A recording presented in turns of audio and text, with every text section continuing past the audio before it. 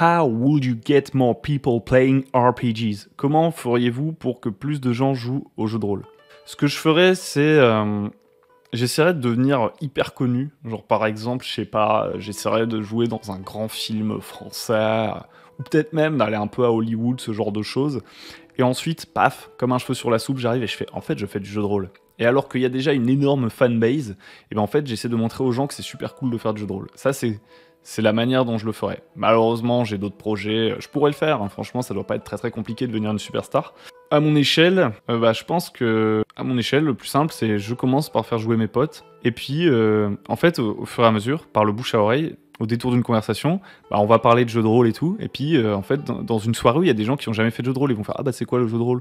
Ou alors, typiquement, le truc qui peut faire... En fait, le but, c'est qu'il y ait du bouche à oreille. C'est comme ça que ça marche pour moi. C'est comme ça que l'humain fonctionne. C'est comme ça que son cerveau fonctionne. Il regarde les signaux autour de lui. Vous êtes avec des potes. Il y en a, ils font du jeu de rôle. Il y en a, ils font pas de jeu de rôle. Ils savent même pas que vous faites du jeu de rôle. Et puis, ceux qui savent même pas que vous faites du jeu de rôle, ils vous disent « Ah, ça vous dirait qu'on se fasse ça samedi prochain un petit brunch, un bowling. » Et là, vous dites « Ah bah non, on a déjà la partie de jeu de rôle. » Et là, ils font « La partie de jeu de rôle, mais qu'est-ce que c'est ?» Et là, vous commencez à en parler. Vous dites, en gros, on fait des jeux de société, en fait, on se déguise et tout. Non, vous dites pas ça. Sauf si c'est le cas. Vous commencez à parler du sujet. Et du coup, il va y avoir des gens, ils s'en foutent. Il y en a, ils vont dire, ah, mais c'est comme dans Stranger Things. Ah, mais c'est Dungeons and Dragons. Et vous dites, bah ouais, c'est ça. Et puis, voilà.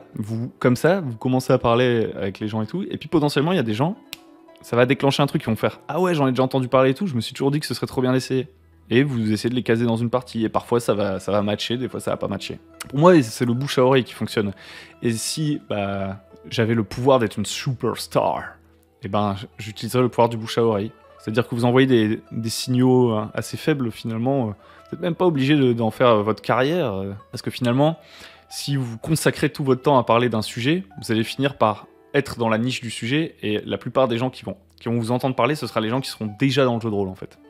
Alors que si vous êtes dans un milieu autre, un milieu externe, par exemple que vous êtes écrivain, que vous êtes cinéaste, etc., on parle toujours de superstar, vous allez parler à des gens qui sont en dehors du jeu de rôle, à un autre public du jeu de rôle.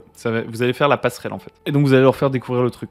Voilà. Après, dans une moindre mesure, je pense aussi quand même que moi ce que je fais, mais moi je parle que de jeux de rôle, donc la plupart des gens qui voient ce que je fais connaissent déjà le jeu de rôle, ça aide quand même plus de monde à jouer au jeu de rôle. C'est-à-dire qu'il y a une différence entre savoir que le jeu de rôle existe et se mettre à y jouer.